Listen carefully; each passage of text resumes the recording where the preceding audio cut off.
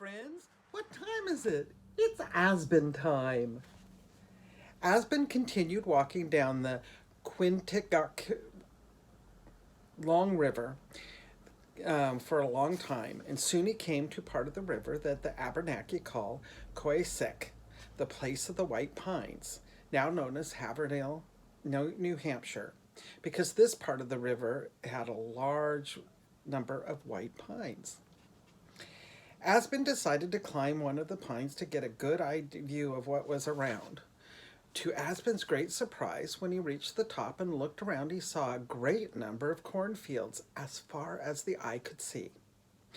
On the edge of one of these fields, Aspen noticed that there was a large wigwam that had smoke coming out of the hole. Aha, said Aspen, I think I can have some fun here and fill my belly at the same time. At last he came to the water hole. He examined it, and he saw tracks at the edge, and followed them until he came to the wigwam. He wondered what was he wondered what it was, so he approached quietly. He peeped into the door and saw three old blind sisters cooking at the fire.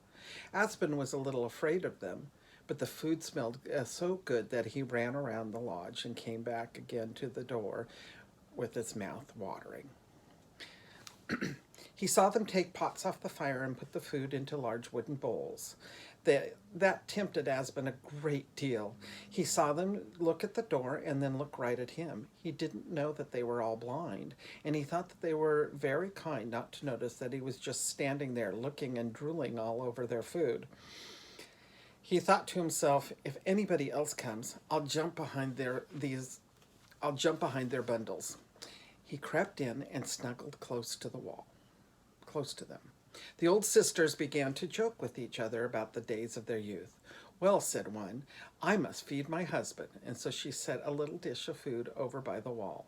So will I, said another, and she did the same, and Aspen went over at once and devoured both meals. After a while, the third woman said, well, did your husband eat their dinners? One of the old women reached over and felt the bowl. Oh, no. No kidding. The food is gone, she cried.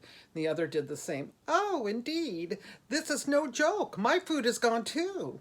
The old women did not know what to make of this. They guessed that some man must have snuck in and eaten the food. One of them brought out her ceremonial net that the women of the Fish Clan use to catch men during the ceremonies and put it over the door. They began to draw it through the house to catch the man, but Aspen stuck out one of their clay pots and let them catch that instead.